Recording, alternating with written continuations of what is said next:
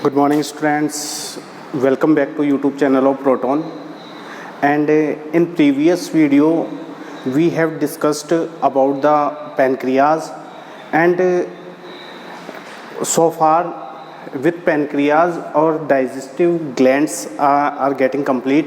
So now we will discuss in today's video about the our new portion, that is digestion in mouth cavity. In upcoming videos we will study about the digestion process in various organs, how to digestion process take place in our various organs. So in this sequence, in today's video, we will let's start about the digestion in mouth cavity. So how to digestion occurs in mouth cavity we will study in this video. So this is the part 21 of our human digestive system. So students, let's start. So very first we know about the types of digestions. You know, students, that a digestion process take place in our various organs. Similarly, as well as digestion process occurs in two methods, in two ways. First way is known as mechanical digestion, and second way is known as chemically digestion. So what is mechanically digestion? As the name indicating that mechanically digestion means physically organs involved in these types of digestions, like teeth, small intestine, and our stomach, large intestine, where the some parts of digestion take place in large intestine. So this is known as mechanically digestion.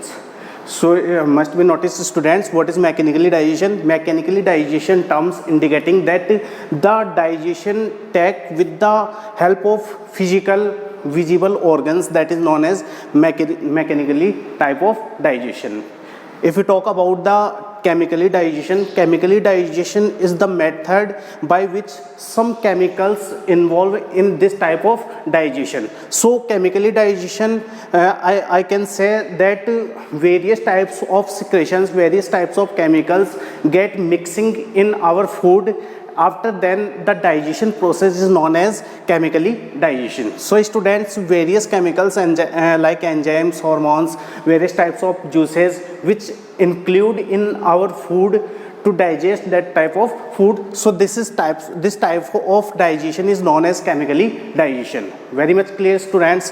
So these are the two types of our digestion. These are the important parts of our digestion, and in various organs both types of digestion take place. So in which some organs mechanical digestion take place, and in some places some organs chemically digestion take place. So we will study step by step what is the name of the organ where the mechanical digestion take place, and name of the organs where the chemical digestion take place, and when name of the organs in which both types of digestion take place. So students, very first starting our session means starting the term digestion in mouth cavity, we will discuss some important things which is related to digestions. Clear, students? So first thing, that forms of food. We know, students, that are various forms of food occurs in our food after chemically and mechanically digestion of food. In this way, the first form of food is known as bolus. After masticated food mixed with our saliva, that is known as, the form of food is known as bolus. So the form of food in our mouth cavity is known as bolus. Clear, students? Got it? Come to the next term. That second term which is related the form of food, that is known as chyme. So in stomach, when gastric juices mix with our food, and after mixing and complete the chemically digestion of food, the form of food is known as chyme. Clear, students? What I said, the form of the food is known as chyme. Come to the next portion, that is known as chyle. We have discussed in these terms before in our previous videos. I am repeating again that what is the chyle? The form of food in small intestine. Well, when partially digested food enters into the small intestine, and the 100% we can say 100% of digestion take place in small intestine, and after that the form of food means semi-solid form of food which is found in small intestine and enters into the large intestine, that form is known as chyle. What is it students? And the last form of the food which is the not we can't say that this is not the digested food form of food, it is the undigested form of food.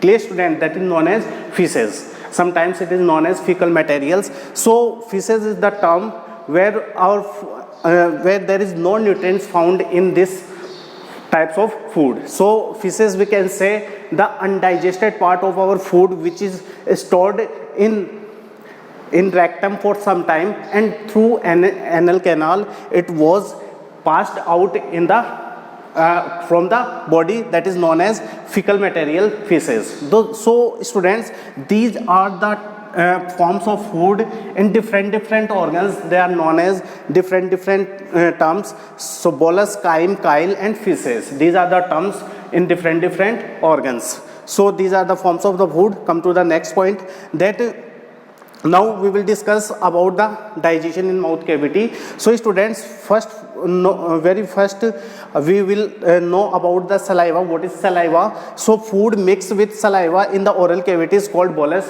We have discussed earlier. So what is bolus? I am not repeating again. So food mixed with saliva. Please focus on the saliva. Saliva, what is saliva? Saliva is a fluidy substance. Saliva is a watery substance which is found in our buccal cavity. And what the components are found in saliva? So you know students, there are 99% of water found in our saliva. So most important component, that is water.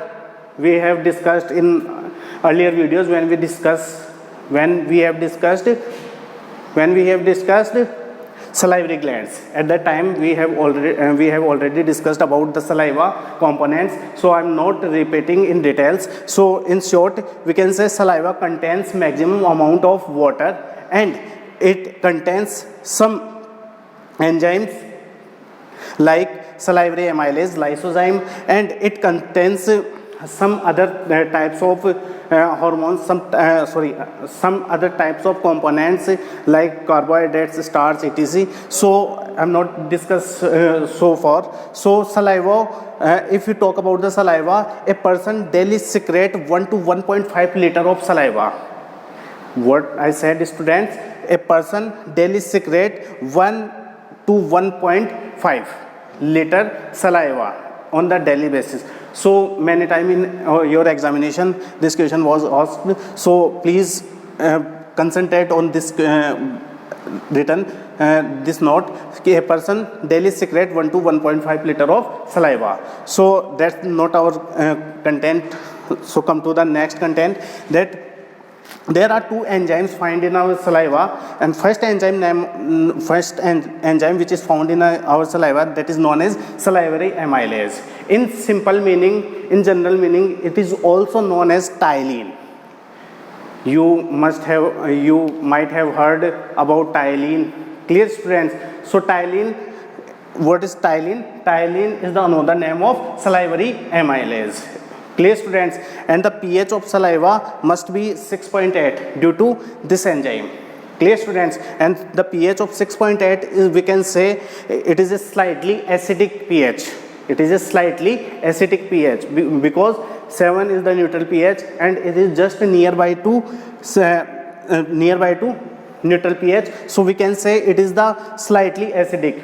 Below the 7 we consider the pH as acidic, and above the 7 we consider pH as the basic. So this 6.8 is the pH of, we can say, slightly acidic. Clear students? So enzyme salivary amylase is also known as ptyalin, and students must be noticed what I want to say.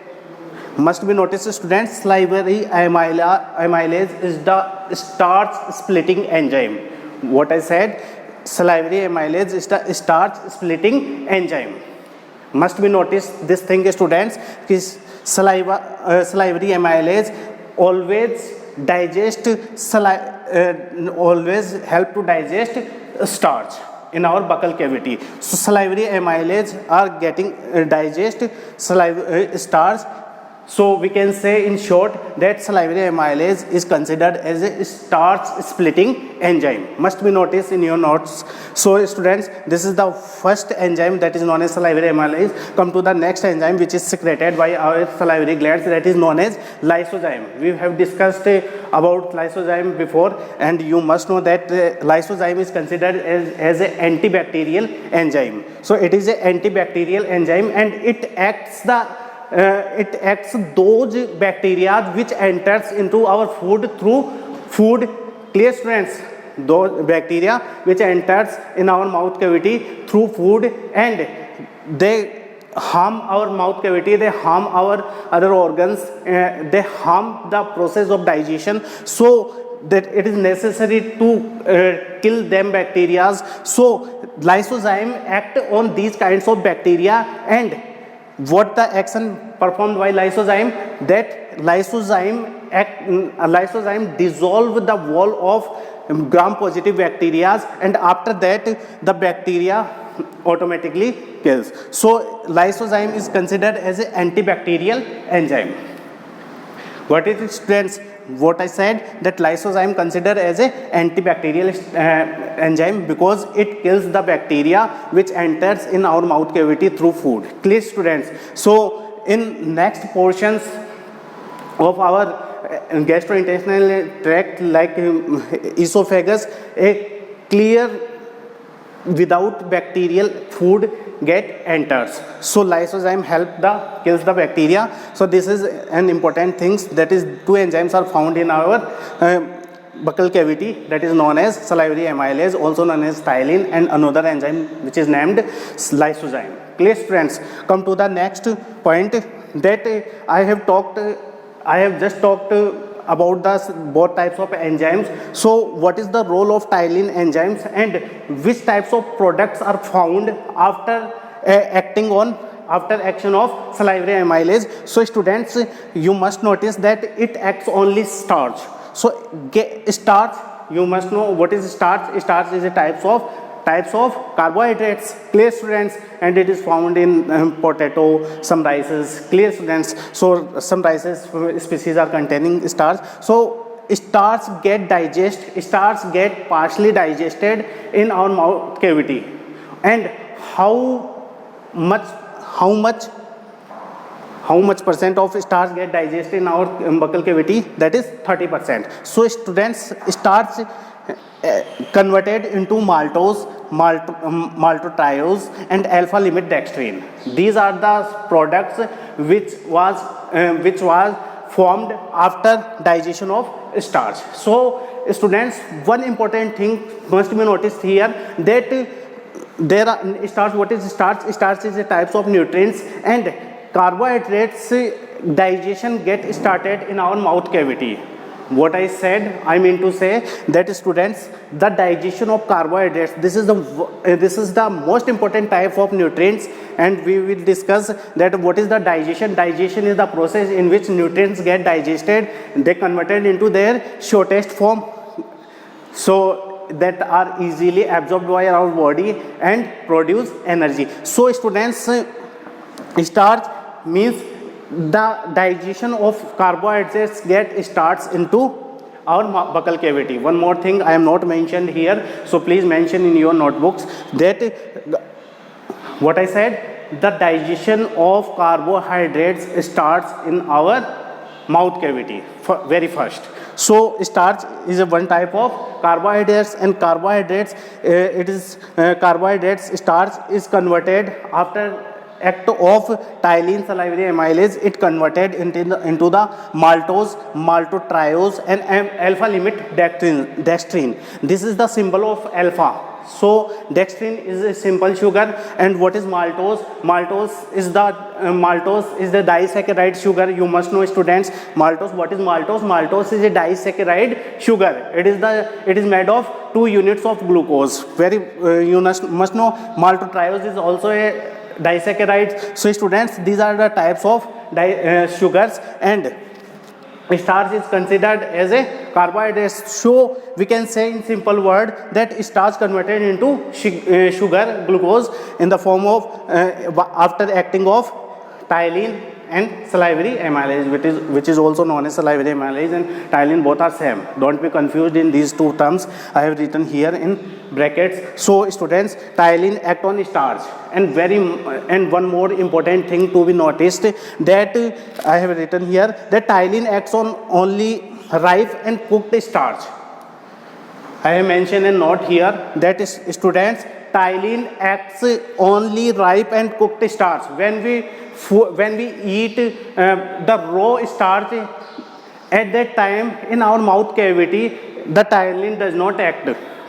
What I want to say, students, that ptyalin does not action on the raw starch. Clear, students? When you have getting a chance, when you eat some unripe rices, then you feel that there is no taste found in our buccal cavity.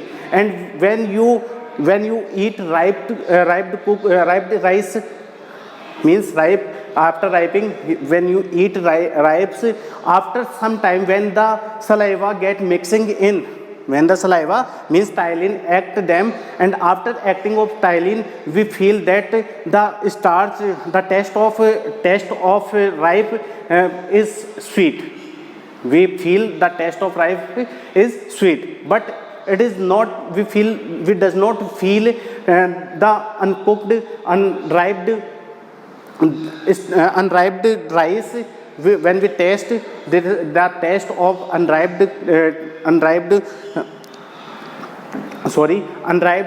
rice, we will not feel any other kind of taste.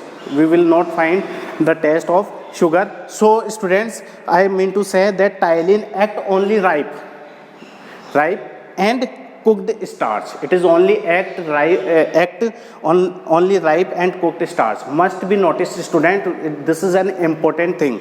Sometimes it is asked in your board examinations as well as your competition examinations. So must be noticed here. And another note I have written here, that students, only 30% of starch get digested. Only 30% of starch get digested in our buccal cavity. Remaining 70% of starch get digested in our other parts of digestive tract. But only 30%. How much percent? Only 30% of starch get digested in our buccal cavity. Must be noticed, students. And starch converted into multiple disaccharide sugars, that is known as maltose, maltotriose, and alpha limit dextrin. Come to the next point. This is a note I have written here, that Ebner's gland. This is a special types of gland found in our buccal cavity. And what is the exact location of this gland? Ebner's gland present on the dorsal surface of tongue secret. When we discussed about the tongue, I have discussed. I told you that there are two surfaces. The upper part, which is found, which is towards the palate, that is known as dorsal part. Vertical part, ventral part, and the below portion, which is connect with the frenulum, that is known as dorsal surface. And on the dorsal surface of our tongue, what the structure is found, a gland is found, that is known as Ebner's gland. What is the name of the gland, students? Ebner's gland. Must be noticed. And which type of secretions is secreted by the Ebner's glands? So students, Ebner's gland, which is also considered as a salivary gland, so definitely it secretes some saliva, and in saliva it contains some important enzymes, that is known as the enzyme which is contained by this gland, that is known as lingual lipase. Lingual word indicating the tongue. Lingual word indicating the term tongue. So lingual, the synonyms of our tongue. So lingual lipase, this is the fat digestive enzyme. What the meaning of lingual lipase. Lingual lipase we will discuss in our upcoming video when we discuss about the digestion in our stomach. At that time we will discuss about this important enzyme that is known as lipase. So here some amount of lingual lipase is released by a gland that is known as Ebner's gland. And Ebner's gland, what I want to say, students must be noticed what I have to told you, that lingual lipase enzyme which actives only stomach cavity.